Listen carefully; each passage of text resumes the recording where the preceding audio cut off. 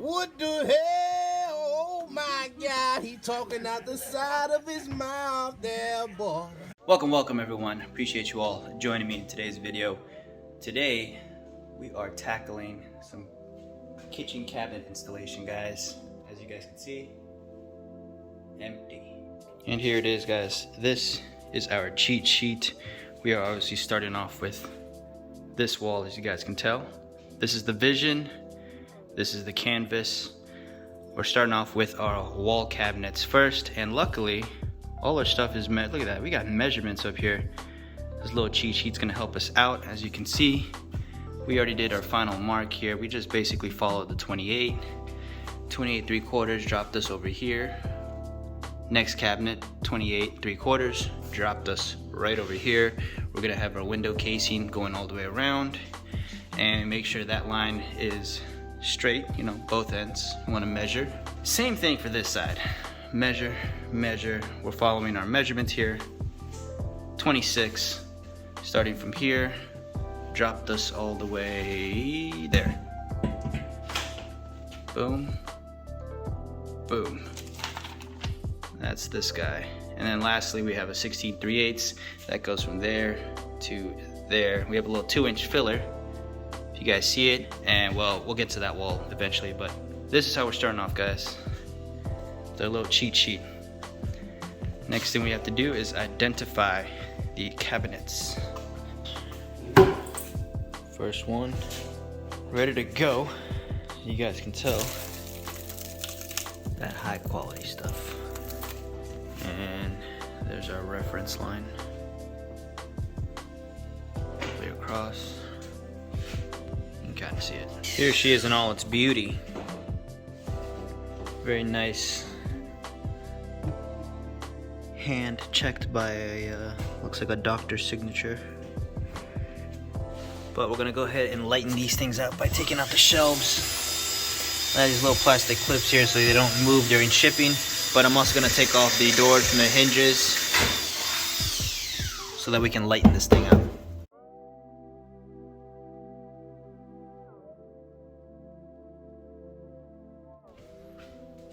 Got our level going across. It's gonna help us out in supporting it. Obviously, you can tell this is our this is a beat down level. Slide this on top. Oh yes. Of course, if you're gonna do this method, you're gonna need a stud finder. Mark your holes every 16, and that'll help support the back of the wall cabinet. All right. Next thing, we got ourselves our stud finder and ran it across till we pick something up, which is right around there. And then once we did that, we got a little screw, jammed it in there, and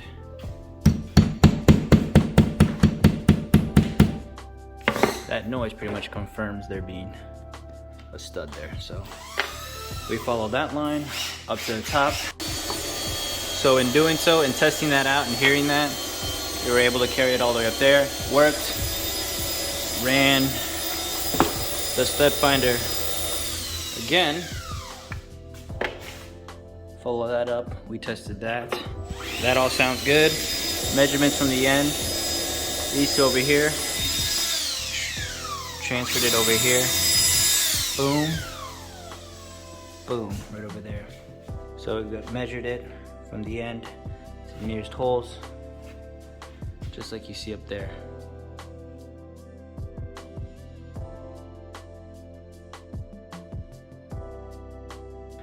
Alright, so we got the first wall cabinet in, as you guys saw. Use a stud finder. We found our studs and we secured these things in. We're gonna obviously add more screws to it, but this is just gonna hold it temporarily.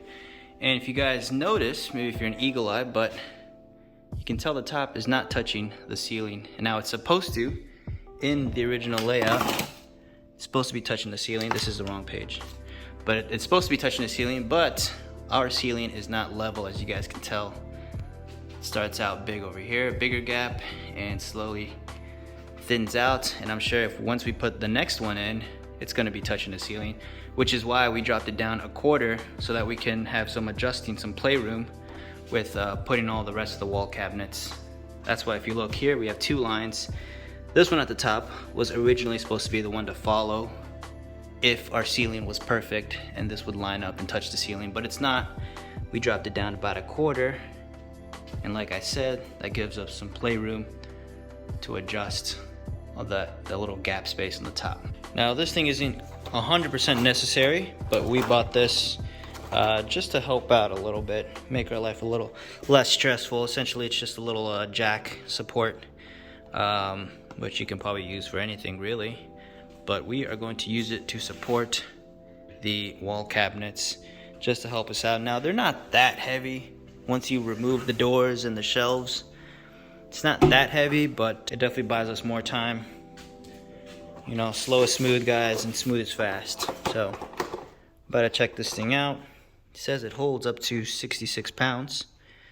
I think that's plenty.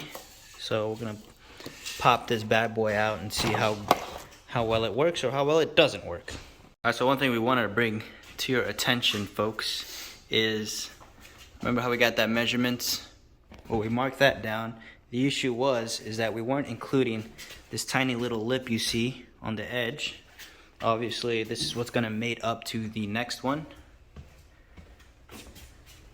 over here, and this as well has a little lip, and each were a quarter, so it amounts to a 1/2 inch, which we had to deduct from the from what we had up there originally. If we didn't do that, then we would have our cabinet holes that we drilled into it, these would have been off. So important to have that behind your head when mounting the next one.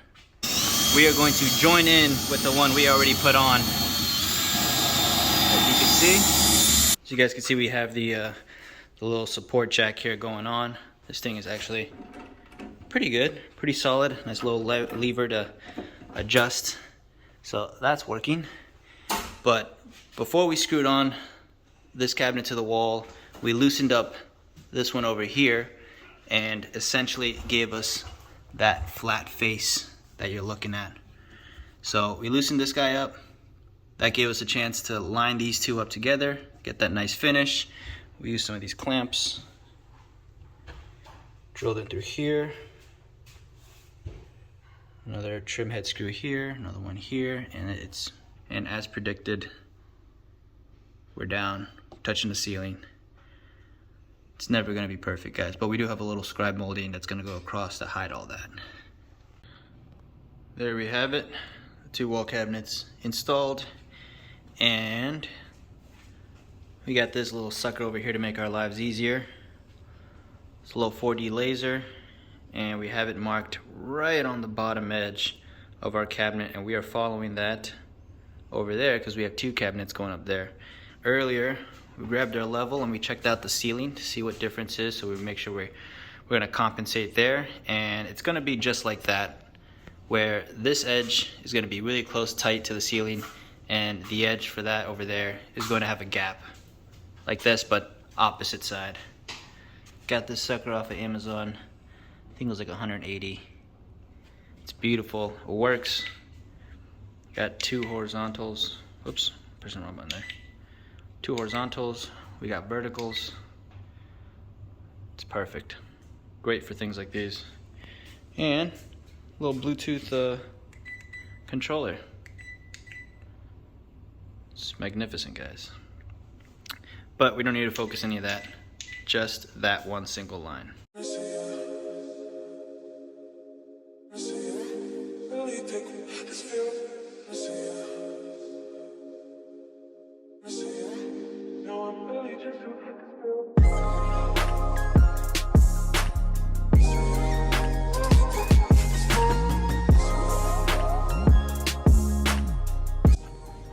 Before we secure this last little fella on, we are tightening up this joint. Look at that, look how they mated quite well.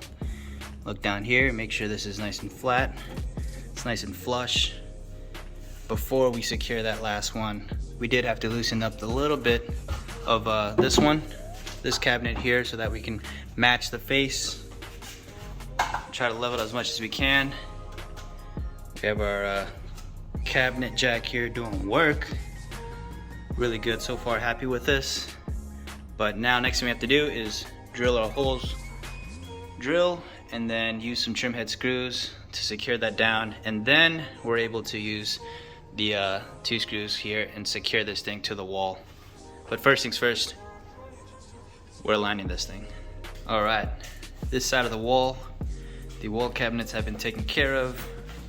Our laser is shooting straight and true all the way around.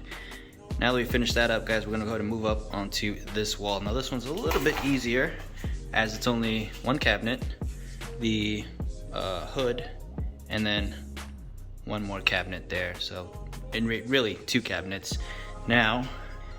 And we'll have a 12-inch space plus our 3-inch filler, giving us 15. So 15 inches is what we marked over here. That is where the first cabinet over here is going to start. And then that one is 22.5. We measured that up to there. That's our point. And then we have 39 inches for the hood. That is going from there to there. And then lastly, from here to here is our second and last cabinet. Pretty simple stuff when you have the dimensions in front of you. Those 2 walls complete. We're going to do these 4 24 by 42s. We just measured from ceiling to where 42 is, and it doesn't line up with the other ones.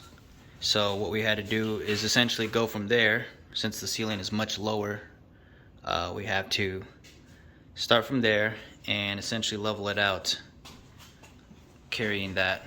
Now this wall is fairly simple, apart from the ceiling here being a lot lower than everything else. But got ourselves this piece of PVC, and like I said, we measured that 42 ceiling to where it starts, and from there we took our level and pretty much gonna follow pretty much gonna follow that line all the way through, and we won't have a problem since we have more clearance up there. We found some studs, hammer and nail trick. Pretty simple here. Find a spot here, and that's when you know you hit a stud. Just to confirm it, but obviously use a stud finder.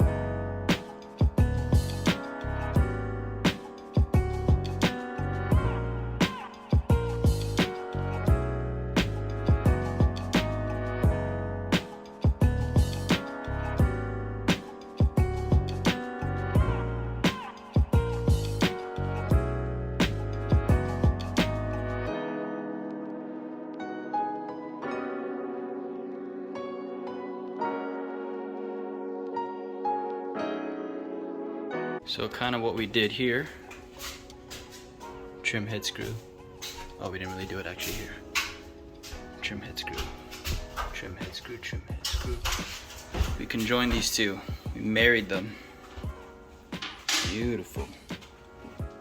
By the way, that green line, the green laser, doesn't mean anything.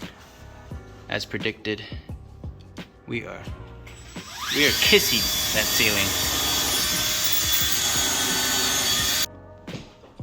So these cabinets came packaged pretty well.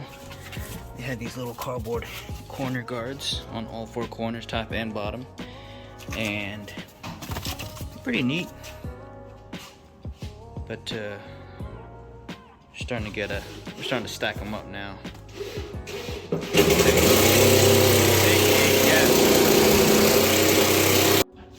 It's the third one.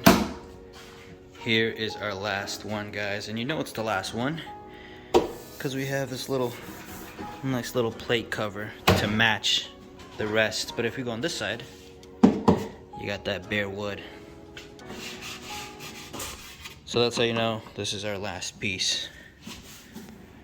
You might want to double check when you're installing your cabinets to have this little face. Alright, so pointed that one out earlier, huge gap, but this whole set came with a little scribe molding on top, which is exactly what we put. Unfortunately, none of the little brad nails could hold it in because it was just a huge gap. So we threw in a little piece of plywood there, secure that with some trim head screws, and that is what's, oh, I touched a fresh caulk. That's what's supporting this. There's no other way. There's nothing else we could do because remember we had to follow that line, and that was exactly the 42. And in order for these cabinets to look straight, we have to follow that one. And unfortunately, we have a huge gap on that side, but that's just how it is.